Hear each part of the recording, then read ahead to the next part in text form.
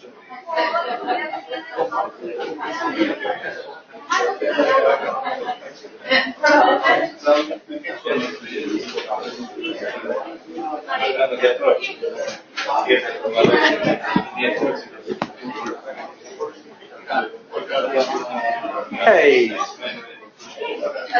Probably a good idea for us to get started because time will start moving on. So a very warm welcome, everybody. I'm delighted you're able to join us. First of all, a couple of sort of formal notice type of things. Firstly, we don't expect there to be a fire alarm, but should one go off, run. Go out back out in an orderly fashion in the way that you came in and then gather outside. Grateful if you could put your phones on silent as well, that's always appreciated. If anybody needs the bathrooms, there's one in the corridor just down here and then some others in the far side of the office. Any of the staff will point you in the right direction. Theo is going to be in charge of the air conditioning and the heating, so if you find that you're either cooking or freezing, please let us know. Whoever's speaking will try and keep an eye out, and then we'll sort out the temperature accordingly. Alternatively, just stop breathing. So, a couple of other bits of things. On the 20th of December, we've got our members and brokers Christmas party. We sent out invitations to everybody, but if you haven't got one, then please let Aliki know. Aliki's over here, and she'll make sure that things get sent out for you. It's at the place called the Monk, which is not far from Enmore in the city centre. It's a sort of quite funky wine bar, so hopefully it'll be good fun. We're looking forward to as many people as possible to join us. You're probably thinking you've come to a presentation about FFOs, and you've got something about Singapore arbitration on your chairs. There is a reason for it. We had a seminar a while back on Singapore arbitration, and we very kindly had the SMAA sent over some brochures and things for us, but they didn't arrive in time, so please feel to take them away with you, because I can tell them they've gone to a good home and will be useful. So, on to this year's Loss Prevention and Claims seminar. We decided to have a focus on FFO claims, which is fixed and floating objects, things that you manage to hit. So it can be anything from docks, bridges, pipelines, cables. So Simon's going to be talking about those. FFO claims really can be, big, varied, and sometimes, as we'll see in this instance, very, very expensive. He's going to go through some examples and the lessons that are learned from having some of these types of incidents throughout the club. I should mention that these are really examples, and they're in no way intended to be any criticism of the members or the crew. Very often human error is somewhere in the background, and it can be the pilot's error, it can be those that are on the bridge, or perhaps even the systems that are employed. What we look to do at the club is when claims are reported to our board, and that's any which go over $500,000, they have a report which goes from the managers of the club to back up the claim that's been presented, and to talk about the lessons that have been learned, and that's made it more extensive than those claims that go over $1 million. And Captain Simon Rapley spends a lot of time writing those types of narratives that go on the report. And it's not a question of picking at the member, it's a question of how can we learn lessons from the incidents that have happened, and out of that, do we need to develop loss prevention or claims materials which can assist in educating our members? So hopefully these type of things don't happen to them. So that's very much the focus that we have in the seminar today. But just to give you the running order, if I can press the right button. Next slide. No, go back to. Gosh.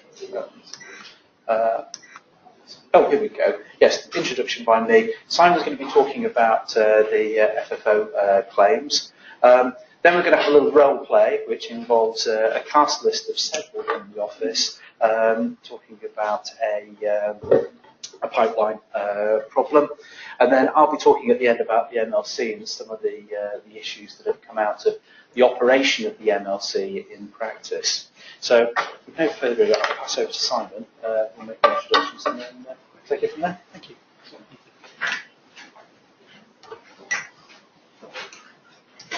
Good afternoon, everybody, and thank you very much for coming. Thanks, Ian.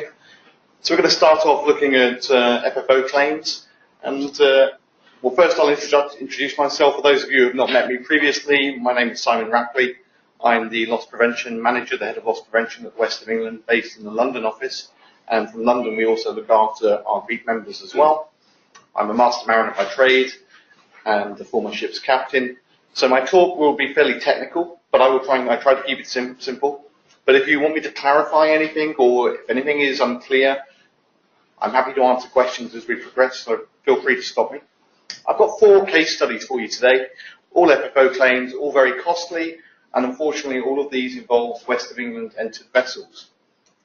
So let's, what do we mean by FFO claims? Well, this container vessel was thankfully not a West of England vessel, but this is just a graphic example of what we're talking about, and it's a good example of the costs involved in these kind of claims. This vessel was coming alongside badly in Guayaquil in Ecuador, and they got it all wrong. The flare of the bow was overhanging the jetty quite considerably, and they managed to catch the gantry crane, and the result was inevitable. Thankfully, it's not a particularly big gantry crane, not like some of the very large ones we have now for handling the 20,000 TEU vessels.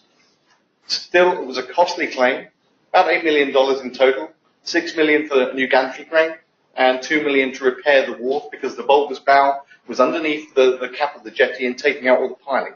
And it was complicated by the fact that the gantry had fallen exactly onto where the damage was on the jetty, so it was a very convoluted repair process. So a costly claim, $8 million, but not a West of England vessel, fortunately. However, since I wrote this paper, we have had a very similar claim, and it just shows that FFO claims just keep on happening involving entered vessels, and they're very costly. In the case we've had very recently, one of our 10,000 TEU container ships struck 2 very large gantry cranes in Egypt, and they were only 6 months old. Luckily they didn't collapse, but we managed to shunt them backwards about 6 meters. We insured the vessel via a reinsurance agreement, so the claim against the West of England was only for certain parts of the claim. The claim for the damage to the gantries and the wharf rested elsewhere. We as a P&I club, we had to cover the loss of use claim, and that alone is a full claim. 15 million US dollars for loss of use alone. It's a very costly claim. In that case, the vessel hit the jetty at around 6 knots. 10,000 TEU container ship. She had no tugs fast at that stage, she should have. So we're still investigating exactly what went on. But you'll see from that case and a number of the cases I'm going to talk about in a moment, there is a common theme, which I'll summarize at the end if it's not clear, but it should be fairly clear. So just to look at some facts and figures, in a 2-year period, 2 P&I year period, from 2015 to 2017, FFO claims, we opened 357 claims files. Okay, very high number. A lot of these will come to nothing. There'll be 0 incurred, the file will eventually be closed. But 4 of those, well, total of claims, $76.5 million in that 2-year period. Interestingly, the 4 claims I'm going to talk about today totaled $66.5 million, just 4 FFO claims. Very, very costly. And since the 20th of February this year to now, I'm aware of 4 FFO time claims, total value about $30 million against the club. So we continue to see very costly FFO claims, and they're all very similar in nature, unfortunately. So I'm going to look at 4 case studies involving West of England vessels, just explaining what went on, and maybe we'll summarise at the end some of the failings that led to these very large claims. So just to set the scene, our first one, 30,000 GT, handy-sized bulk carrier. She was going into Chittagong in Bangladesh to discharge a cement cargo.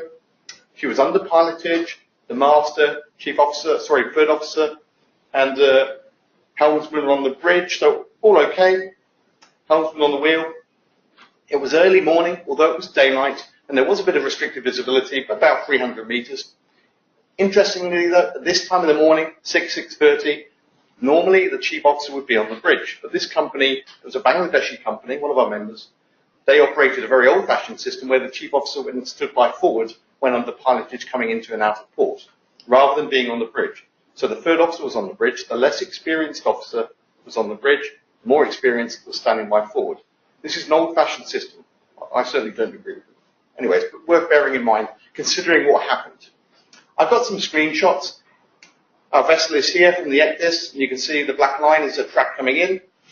The interesting things on the side here are a speed over the ground, which is 11 knots there, her heading, 50 degrees, and her course over the ground, so what she was actually doing.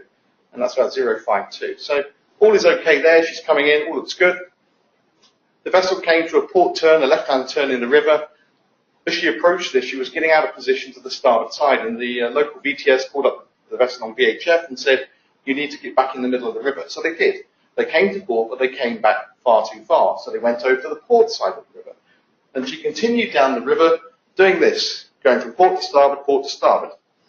And she never quite regained control. So if we look at a few later screenshots, she's coming over to starboard, speed over the ground 7, heading 320, course over the ground 311.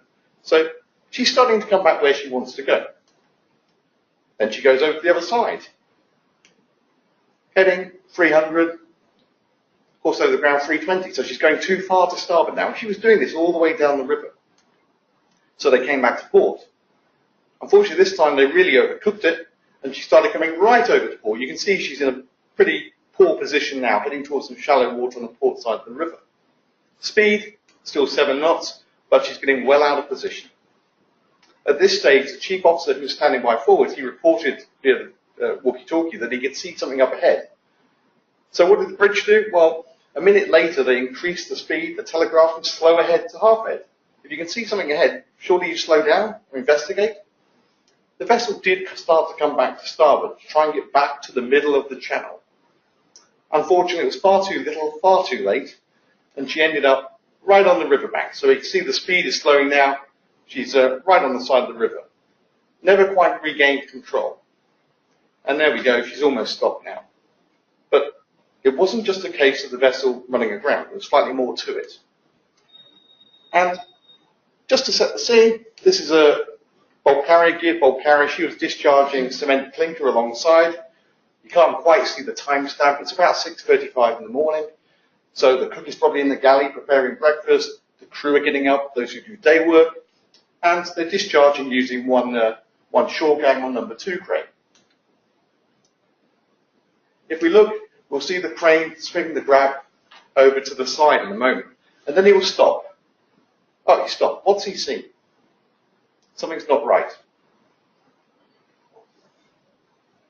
Unfortunately, he had seen our ship dead ahead, doing about 8 knots. And she slammed about straight into this vessel that was alongside, discharging cargo, and safely moored, obviously.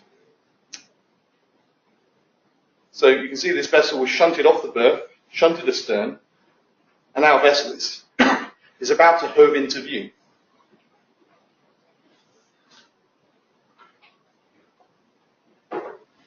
So what has happened?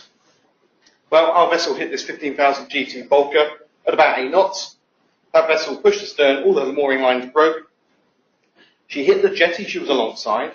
She hit the jetty astern, a grain jetty, and then just the cherry on the cake, she drifted down the river, and just above the grain, or just astern of the grain jetty, the Bangladeshi Navy were about to take delivery of 2 diesel-electric submarines.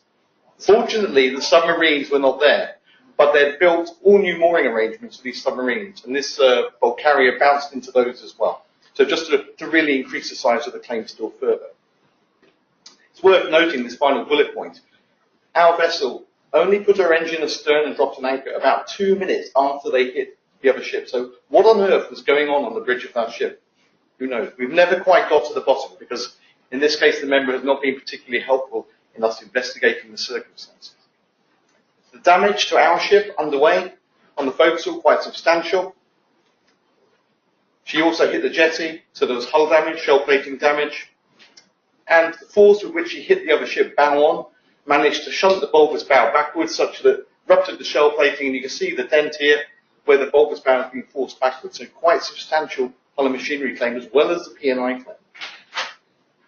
The other ship, well, she fared quite badly, significant damage to her forecastle and to her shell plating where she bounced off various jetties. And you can see the damage to the jetty she was alongside.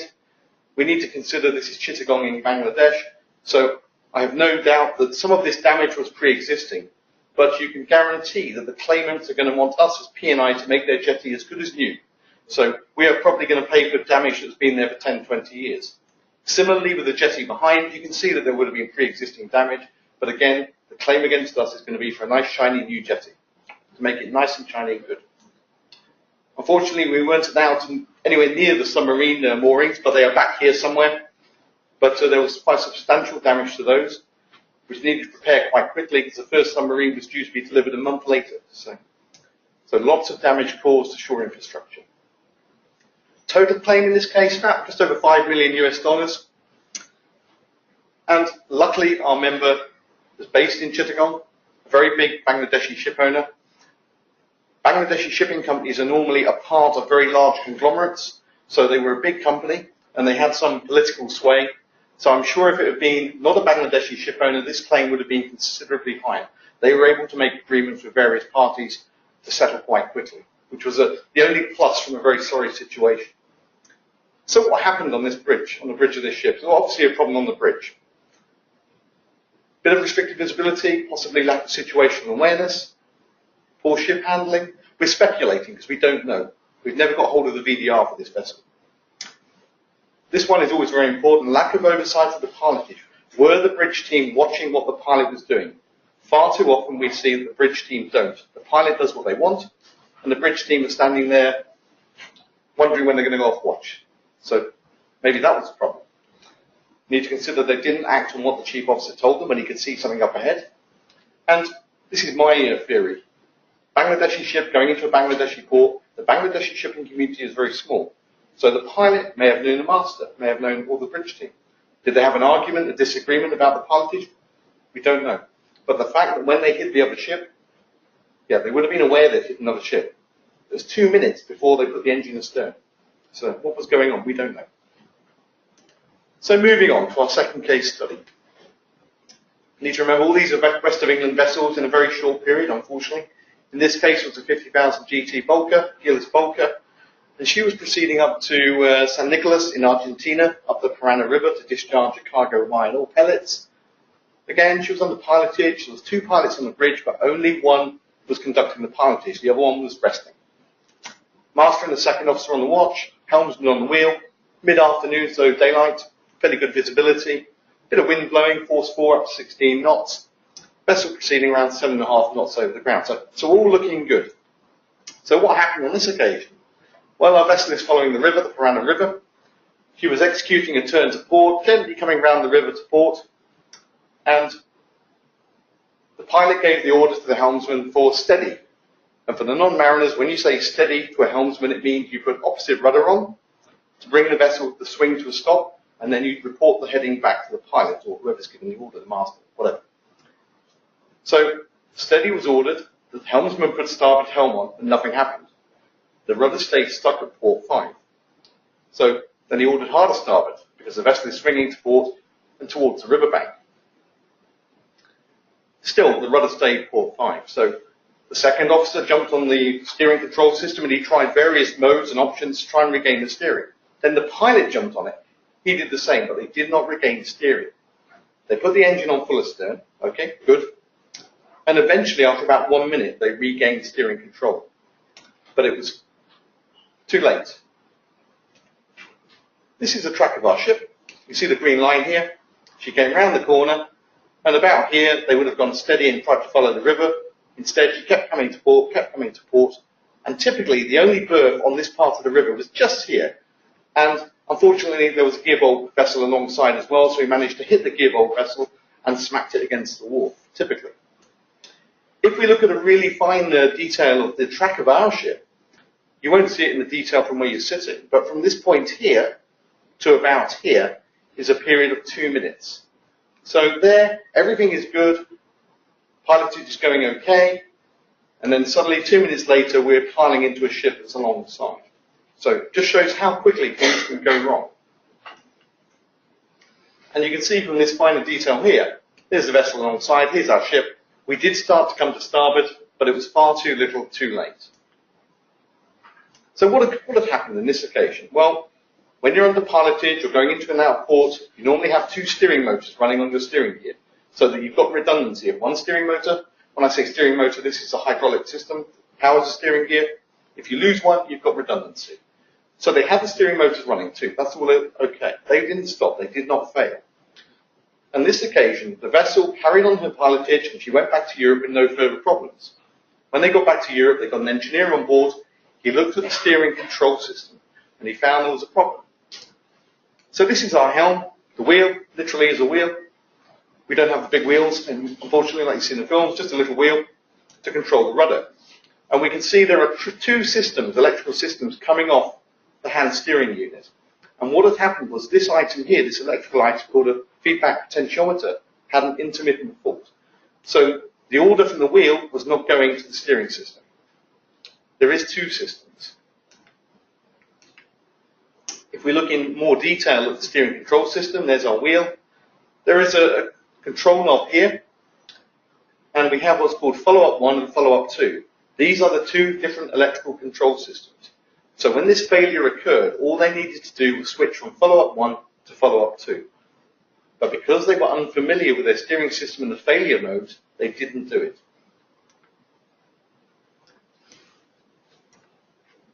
Let's go back. There was a similar case in Canada a few years ago in the St. Lawrence. Vessel was proceeding under pilotage. The master was not on the bridge, he was in his cabin because it was a long pilotage. Again, steering locked on one side. The second mate was on the bridge again. He didn't know what the problem was. He called the captain. The captain came to the bridge, immediately went to the hand steering system and switched over the control system, and they regained steering. But again, the captain knew what to do on that ship. He was familiar with his system. Unfortunately, it was too late and the vessel hit the riverbank. But at least the captain knew what the failure was and was able to rectify it immediately. So what was the result of this failure? Failure of a small electrical circuit. Well, this was our vessel underway. Damage in way of the forecastle on the port core, port shoulder, damage to the shell plating. See the denting here. Vessel alongside, she was shunted onto the jetty. So again, she had damage to her shell plating, ballast tank framing and so on. And where we hit on the starboard side of that vessel, we damaged the railings. Her accommodation ladder was damaged, her mooring lines were damaged as well, but luckily she did not break free, she actually stayed in position. But the main problem was the damage to the jetty. You can see the cabin there has been forced backwards and upwards, but when we go underneath, you can see that quite substantial damage has been caused with all the rebar sticking out, more so in these pictures. So very substantial damage to the jetty caused by us hitting that ship and smacking it against the berth. Total claims in this case, not so great, 4.2 million. The majority, though, with the damage to the jetty, loss of use, the ship, about $1 million worth of damage that was claimed against us. So what happened on this occasion? Well, we can safely say that the bridge team were not familiar with the failure mode of their steering system. And it's worth noting that one steering gear manufacturer, I think it's CPLAP, they recommend that these feedback potentiometers are replaced every 5 years to stop them failing. Unfortunately, in this case, our vessel involved here was about 3 years old. She was quite a new ship. So even if they'd been following that kind of recommendation, it wouldn't have made any difference. But certainly worth bearing in mind. Just one small item failing can cause a substantial steering failure, and you're guaranteed it won't happen when the ship is in the middle of the Atlantic. It will happen when she's under pilotage. Always the way. So moving on to case 3. 60,000 GT crude oil tanker, slightly different. She was proceeding into Primorsk in Russia to load a cargo of crude oil. Again, under pilotage, master, second mate on the bridge, helmet on the wheel, all okay. Daylight, fairly good visibility. They had 3 tugs in attendance. Unfortunately, the weather was not so great. The wind was blowing towards the berth at about 25 knots, 4-6, and there was a bit of a tidal stream or a current setting the vessel towards the jetty as well. But it's daylight, they've got 3 tugs, all should be okay. Unfortunately, it wasn't. So this is where our vessel was going, berth number 1, Primorsk, and she was coming in starboard side alongside. We found out later that vessels on this berth were only allowed to berth port side alongside, but the pilot asked the captain if he could berth starboard side too, and the captain, not knowing any better, said, yeah, that's fine, let's go starboard side alongside. So we can see our vessel coming in, we can see the weather is setting our vessel towards the jetty. Not ideal, but it can be managed. So, I've already mentioned there's 2 tugs to make fast. We have 3 tugs, 2 are going to make fast, 1 on the port shoulder, 1 on the stern, on the centre line. We made fast the tug forwards, that was okay. And the vessel's main engine was stopped. There was then a delay of 9 minutes while we waited for the second tug to come into the stern and make fast. We don't know why there was a delay, possible technical problems on the tugs, but of course, after the event, the tug company have been very unhelpful. They won't tell us anything to help our case. So we think there was problems on this tug, and later events actually clarified this. And we finally made the tug fast aft through the center line. The vessel was 370 meters from the berth. Sounds enough, but it's actually about 2 ships' lengths. So she wasn't that far away, and she was still engine stopped doing 4.5 knots towards the berth. So these are some AIS screenshots of our ship coming in. And you can see the tug on the port shoulder, and you can see the one that's on the center line aft, and this is our standby tug. So here we come. Coming alongside. There's more screenshots in a moment. After we'd made the tug fast aft, within 1 minute, the tug paid out her tow line, it was a tug's line, dropped it in the water and drifted off. So down aft we were left with a towing line hanging in the water and the tug drifting into the distance. And we're rapidly approaching the berth with 1 tug made fast. We were 180 meters, a ship's length from the berth, doing 3.8 knots, so doing a fairly decent speed as well. Engine still stopped. Strangely, the pilot did not order the tug to come back and make fast with a spare tow line, nor did he ask the standby tug to come in and assist. We don't know why. So here we come. The after tug's about to drift away. The chief officer was standing by forward. He reported to the bridge, you need to go astern, otherwise we're going to hit the jetty. Randomly, the pilot gave the order to let go the anchor. The engine was still working, but it was stopped. So they let go the port anchor, strangely. And the engine was ordered astern, dead slow astern, by the pilot 13 seconds before they made contact with the jetty. This stage, the vessel was still doing 3 knots. And here she comes alongside. You can see the tug on the port shoulder is trying to pull the vessel away from the jetty. Well, for some reason the AIS showed 1 tug alongside. That vessel wasn't there, she was out here, but this one is drifting away, the one that dropped the tow line. A few seconds later, slow ahead was ordered by the pilot again. Note, it's always the pilot. The bridge team at this stage had not said anything. Totally silent. It was only 15 seconds after they made contact up forwards with the jetty that the master actually said, let's go full astern. Finally, the bridge team had said something. The problem was, although the vessel made contact with her starboard shoulder forward, that was not where the big problem happened. The tug on the port shoulder was pulling the bow to port, so the stern was swinging into starboard as well as the vessel going ahead. And the vessel's stern, or starboard quarter, made contact with a mooring dolphin.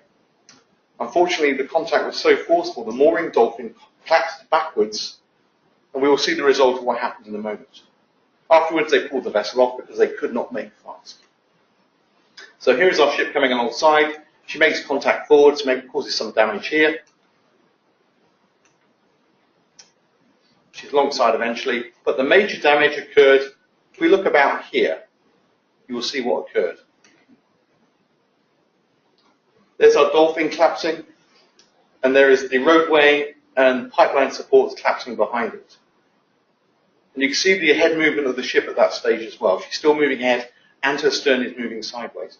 And the circle, the red circle, is one of the workers of the terminal who happened to be standing around here, who, when the vessel came alongside and collapsed the roadway, ran for his life. So he had a very lucky escape. And this is a graphic of the damage that occurred. You can see this black square at the bottom. That is the footprint of the mooring dolphin. That is the mooring dolphin there where it finally collapsed. And you can see that was pushed backwards, collapsed onto the seabed, and then collapsed all the supports, or pile support, and the structure behind, causing considerable damage. Thankfully, the pipelines did not rupture, they just sagged. So what happened on this occasion? What went wrong? Well, as I've already said, the vessel came alongside on the wrong side. She should have been port side alongside. She had 3 tugs in attendance. The terminal requirement for a vessel of that size was 4 tugs, so we were missing 1 tug. Needless to say, the speed of approach to the jetty exceeded the terminal's requirements. Obviously, we were going far too fast. The bridge team, they said too little, too late. They should have spoken up a little bit, well, considerably earlier. And we were going far too fast. Once it became clear there was problems with the tugs, we should have basically stopped the ship, made the tugs fast, and then gone alongside. And when the engine movements were finally given, it was far too little, too late. Dead slow ahead once you're about to hit the jetty is too little when you're doing nearly 4 knots. Dead slow astern, I should say. So this was the big one. Total claims, nearly 50 million US dollars. And I've put a few of the various costs involved, local lawyers, surveyors. Reconstruction of the berth is going to be a big one, but a considerable one will be loss of use as well. That berth is now out of use until the repairs are finished. Thankfully, no pollution. The pipelines didn't break. No injuries, although I think the gentleman who was on the jetty, when he ran away, maybe he needed some new trousers. But who would be there? So moving on to my final case study. Again, let's make a bit of background. Here's our vessel, 50,000 GT, Gearless Bulker.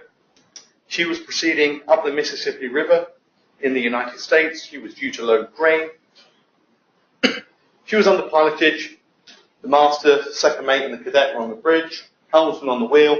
They actually had a lookout on the bow because there was a little bit of restricted visibility, but the restricted visibility was not a factor in this case. It was early evening. It was dark. There's a bit of wind blowing, but the conditions were not too bad.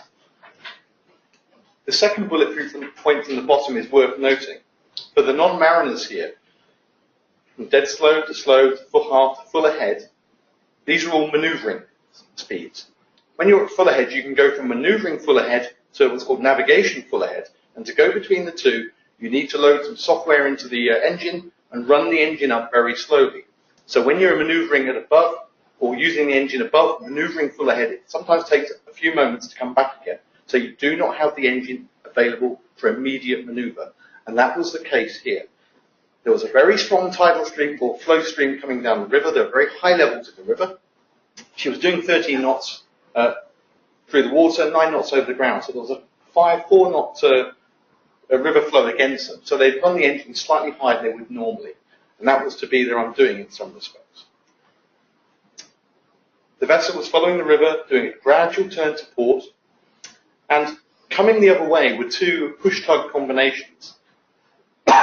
So typical American tug and barge combinations, 3 barges in each, and these were tanker barges. Do you remember what they were carrying? They had gas oil on board, so very hazardous cargo, and they were what they termed red flag barges, so got to keep clear. And they were coming round the river, coming down the centre line of the river, coming the other way.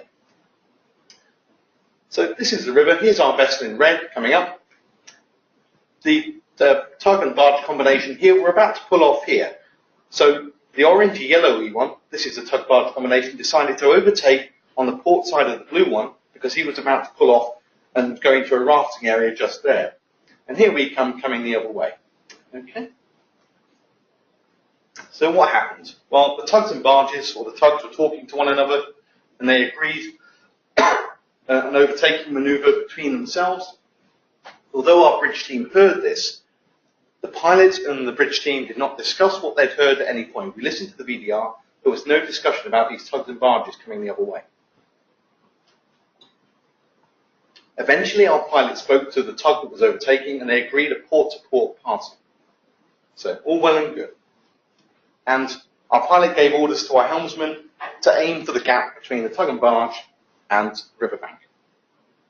Unfortunately, as the tugs and barges came round the turn in the river, the tidal flow of the river set them sideways. You can imagine they're not doing any great speed, so they're quite susceptible to the river flow. And they were, and they started crabbing sideways to port. And this was the result. Here is a slow tug and barge, here is the overtaking one, and here is our ship aiming for this ever-decreasing gap between the tug and barge and the side of the river. So we managed to avoid the tugs and barges, so that was good. Unfortunately, with our engines still on, navigation full ahead, we managed to make contact with various tugs, barges, and jetties along that side of the river. And I've actually lost track of how many tugs, barges, and jetties this vessel made contact with, but it was quite a few. And she bounced up at several terminal jetties on full ahead. Just these are some pictures of the various tugs and facilities that we managed to make contact with. So what happened? What are the conclusions? It's worth noting that vessels proceeding downriver in the Mississippi have right of way. And the simple reason for this is they have the river with them, the flow of the river with them, so there is less flow of water over their rudders and they are therefore less manoeuvrable. So that's why they have right of way. So the tugs and barges on this occasion basically had right of way.